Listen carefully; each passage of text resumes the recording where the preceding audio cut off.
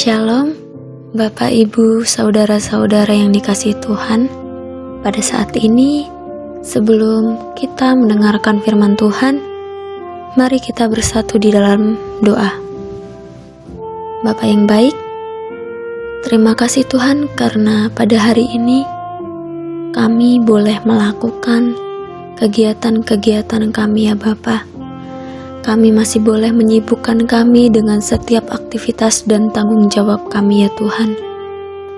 Dan pada saat ini ya Bapa, kami rindu untuk mendengarkan firman-Mu. Biarlah firman-Mu yang kami dengarkan boleh menjadi pelita bagi kaki kami dan terang bagi jalan kami ya Bapa. Terkhusus ya Tuhan, firman-Mu ini boleh senantiasa menjadi kekuatan dalam kami melakukan setiap aktivitas kami, di dalam kami menjalani kehidupan kami hari lepas hari ya Tuhan. Berbicaralah ya Bapa, karena kami siap mendengarkan. Di dalam nama Tuhan Yesus kami berdoa, amin. Bapak Ibu yang dikasihi Tuhan, firman Tuhan pada renungan kali ini terambil dari Injil Yohanes pasal yang ke-14 ayat 16 sampai yang ke-17. Demikian firman Tuhan, "Aku akan minta kepada Bapa dan Ia akan memberikan kepadamu seorang penolong yang lain, supaya Ia menyertai kamu selamanya, yaitu Roh kebenaran. Dunia tidak dapat menerima Dia, sebab dunia tidak melihat Dia dan tidak mengenal Dia. Tetapi kamu mengenal Dia, sebab Ia menyertai kamu dan akan diam di dalam kamu." Firman Tuhan pada hari ini diberikan judul Teman Sejati. Bapak, Ibu, Saudara-saudara yang dikasihi Tuhan, pernahkah kita merasa di mana kehidupan kita berada di bawah? Mungkin kita pernah merasakan keadaan yang sulit.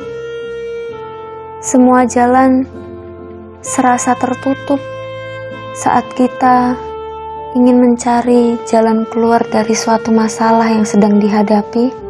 Atau mungkin di antara kita ada yang pernah merasakan bagaimana rasanya ditinggalkan oleh orang terkasih, ditinggalkan oleh sahabat di saat kita membutuhkan, ditinggalkan oleh saudara-saudara kita di saat kita mungkin sedang membutuhkan pertolongan.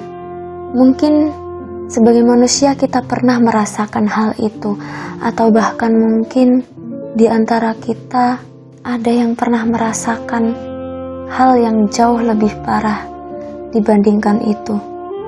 Merasa di mana kita sangat down, tidak memiliki harapan, dan seolah-olah kita hanya hidup seorang diri di dunia yang luas ini.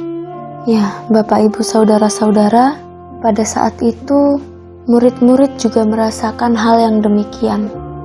Mereka yang mungkin kurang lebih 3 tahun mengenal Yesus, mereka melakukan segalanya bersama dengan Yesus, melakukan pelayanan, melakukan perjalanan dari yang jauh hingga yang dekat bersama dengan Yesus.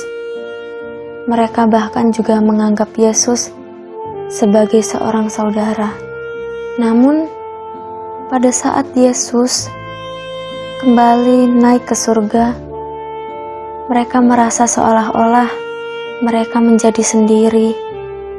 Mereka tidak ada yang menolong, tidak ada seorang yang membimbing mereka harus bagaimana mereka melangkah pada saat itu.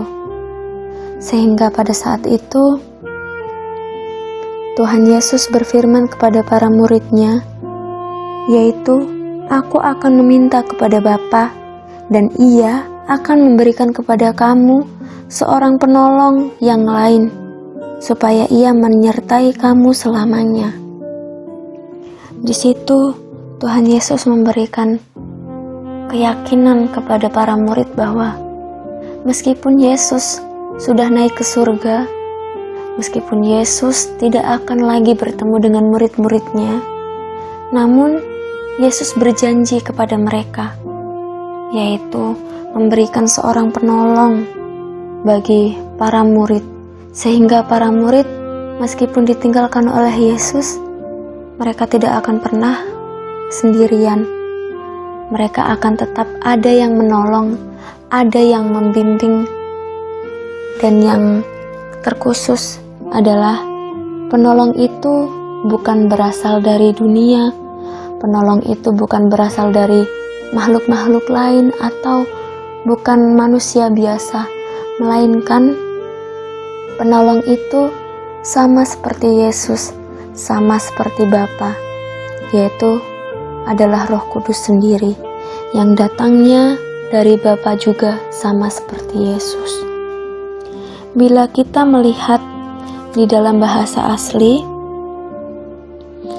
di sini diberikan arti penghibur, yaitu di dalam bahasa Yunani adalah Parakletos, yang artinya penghibur. Di sini Yesus memberikan seorang penolong yang bukan hanya mampu menolong para muridnya di saat mereka dalam kesusahan, di saat mereka membutuhkan pertolongan, namun penolong itu juga dapat menjadi seorang penghibur bagi para murid yang mungkin sedang dalam masa seperti apa yang pernah kita rasakan, dalam masa sulit, dalam masa sendiri. Penghibur itu mampu menghibur, mampu menguatkan. Dan selanjutnya Yesus juga berfirman, yaitu Roh kebenaran. Dunia tidak dapat menerima Dia, sebab dunia tidak melihat Dia dan tidak mengenal Dia. Tetapi kamu mengenal Dia, sebab Ia menyertai kamu dan akan diam di dalam kamu. Pada ayat yang ke-17 ini menunjukkan bahwa Roh kebenaran, yaitu Roh Kudus, adalah roh yang berbeda dari dunia ini. Roh yang istimewa yang secara langsung diberikan oleh Allah Bapa untuk menghibur murid-muridnya dan menghibur kita dari dulu hingga sekarang. Di sini diberikan penekanan, yaitu dunia tidak dapat menerima Dia, sebab dunia tidak melihat Dia. Di sini menekankan bahwa roh yang berasal dari Allah tidak dapat diterima oleh dunia, karena roh Allah berbeda dengan roh dunia. Kehendak-kehendak yang diberikan oleh roh Allah juga berbeda dengan kehendak-kehendak, keinginan-keinginan yang berasal dari roh dunia ini. Dan di sini menunjukkan juga bahwa roh itu menyertai kita, menyertai para murid untuk selama-lamanya. Bapak, Ibu, saudara-saudara, di sini pada ayat yang ke-17 mengingatkan kita bahwa ketika kita seseorang yang telah mengaku percaya kepada Yesus dan mengaku bahwa telah menerima Roh Kudus, itu artinya hidup kita berbeda dari kehidupan dunia ini. Hidup kita yang dahulu egois, yang dahulu memikirkan diri sendiri, dan ketika mengenal Yesus, mengenal Roh Kudus, hidup kita tidak akan lagi tertuju kepada diri sendiri, melainkan hidup kita hari demi hari tertuju kepada Yesus dan perbuatan-perbuatannya yang harus dilakukan di dunia ini. Bapak, Ibu, saudara-saudara, mungkin kembali ke pertanyaan awal. Bahkan mungkin hingga pada saat ini di antara kita ada yang sedang merasakan sendiri, tidak memiliki seorang penolong di saat kita membutuhkan pertolongan. Di sini kita kembali diajak untuk ingat bahwa jauh sebelum kita lahir, bahkan ketika Yesus mulai terangkat ke surga, Tuhan Yesus telah memberikan Roh penolong bagi kita yang membutuhkan pertolongan, bagi kita para muridnya yang mampu mendengarkan suara Roh Kudus. Amin firman Tuhan. Biarlah firman Tuhan ini boleh menjadi penolong bagi kita. Biarlah Roh Kudus juga yang berada di dalam hati kita boleh bangkit, boleh menonjol, sehingga kita boleh sadar bahwa kita memiliki teman sejati, yaitu Roh Kudus yang selalu menemani di dalam setiap langkah kehidupan kita. Amin.